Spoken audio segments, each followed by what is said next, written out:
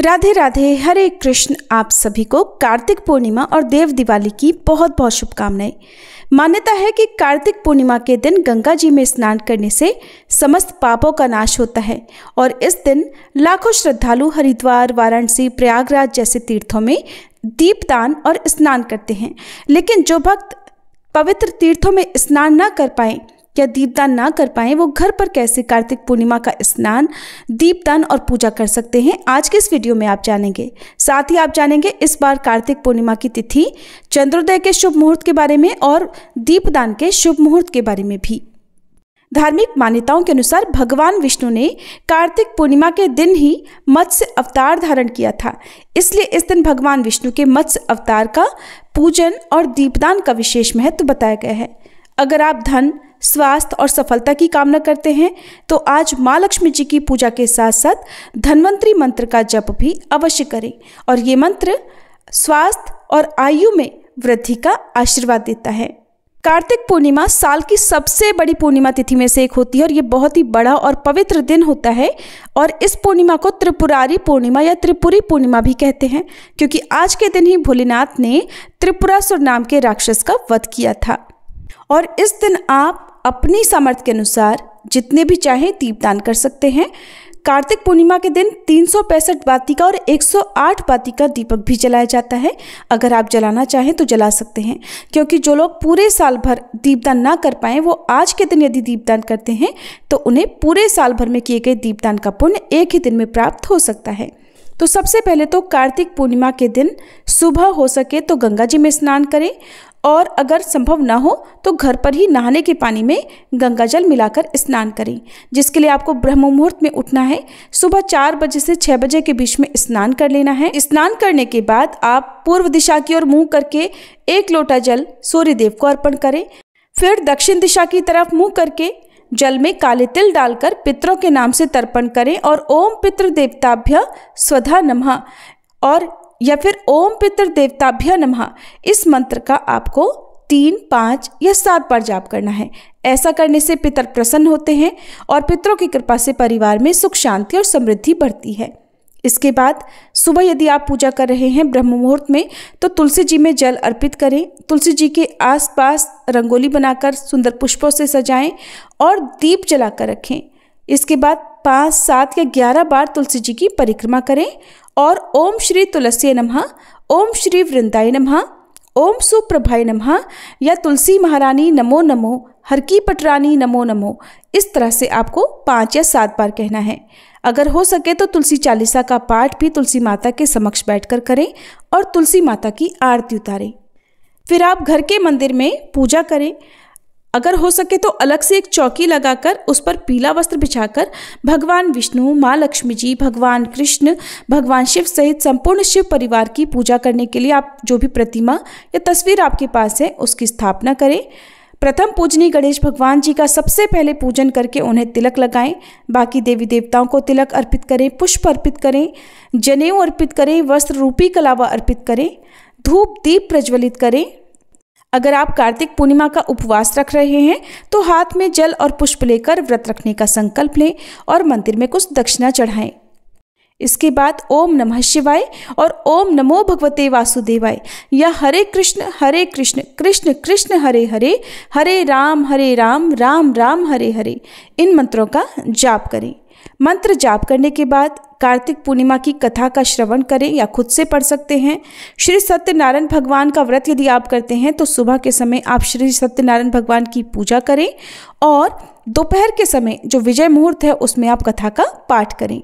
समय हो तो आज के दिन श्री विष्णु सहस्त्र नाम का पाठ जरूर करें और इसके अलावा कनकधारा स्तोत्र का पाठ करें। माँ लक्ष्मी जी की कृपा से आर्थिक अभाव दूर होते हैं, घर में संपन्नता बढ़ती है। और इसके बाद कपूर जलाकर आरती उतारें और आरती उतारने के बाद सभी देवी देवताओं को भोग लगाएं। सुबह के समय आप फल और मिठाइयों का भोग लगा सकते हैं। ध्यान रखें कि भगवान विष्णु, शालिग्राम भगवान जी का पूजन इस दिन यदि आप कर रहे हैं, श्री कृष्ण भगवान का या श्री सत्यनारायण भगवान का पूजन यदि आप कर रहे हैं तो जो भी भोग लगाते हैं, चाहे वो जल ही क्यों ना हो, सभी में तुलसी जी का एक एक पत्ता रखकर निवेदित करें और फिर सच्चे मन से क्षमा याचना जरूर कर लें ताकि पूजा पाठ में कोई कमी रह गई हो तो उसका कोई दोष ना लगे। अब दिन भर उपवास रखें। जिन्हें श्री सत्यनारायण भगवान की कथा का पाठ करना हो तो दोपहर के समय में आप पाठ कर सकते हैं और दोपहर के समय आप पंजीरी का या फिर आटे को घी में भूनकर उसमें शक्कर मिलाकर तुलसी पत्र सहित और पंचामृत अर्पण करके श्री सत्यनारायण भगवान की कथा का पाठ करें और प्रसाद रूप में सभी लोगों में बांटें। शाम के समय कार्तिक पूर्णिमा में दीपदान किया जाता है, तो अपनी सामर्थ्य के अनुसार 7, 11, 21 या 108 की संख्या में आप दीप जलाएं। जैसे हम दीपावली के दिन घर में दीप जलाते हैं, अपने घर के आसपास दिए जलाकर घर को रोशन करते हैं, ऐसे आपको करना है। तो जो भी पवित्र पौधे वृक्ष हो वहाँ पर घर के मुख्य द्वार पर तुलसी जी के समक्ष आंवला, पीपल, बेल का वृक्ष, इनके नीचे आप दीपदान कर सकते हैं।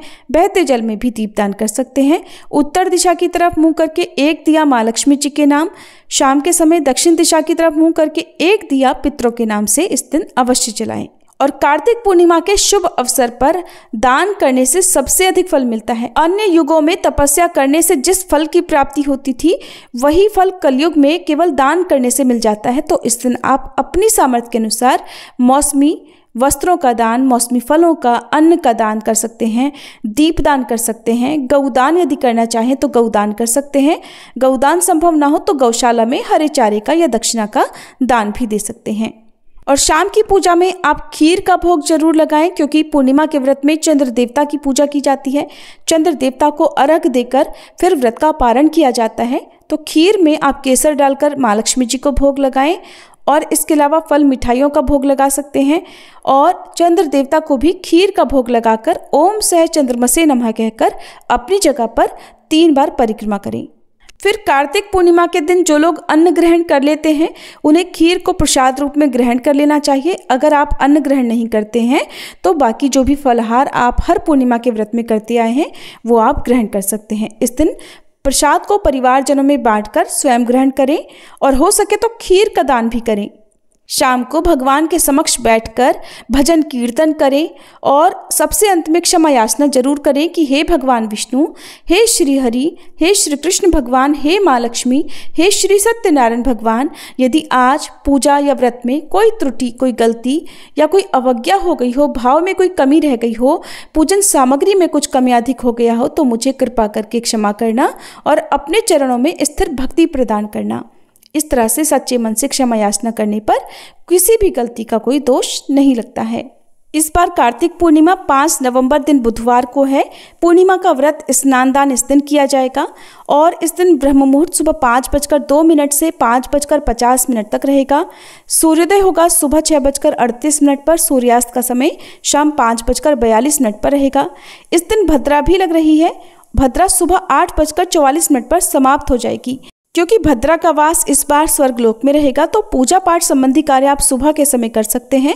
अगर आप कोई नया काम करना सोच रहे हैं, किसी नए काम की शुरुआत सोच रहे हैं, कोई शुभ काम करना चाहते हैं तो भद्राकाल की समाप्ति के बाद करें। साथ ही इस दिन सिद्धि योग भी बन रहा है जो कि सुबह 11:28 तक रहेगा। राहु काल दोपहर 12 बजे से 1:30 बजे तक रहेगा। और 5 नवंबर बुधवार को चंद्र देवता की पूजा करने के लिए शाम को 5:27 का मुहूर्त रहेगा। इस समय के बाद से भी आप कभी भी चंद्र देवता की पूजा करके अर्घ देकर अपना व्रत खोल सकते हैं।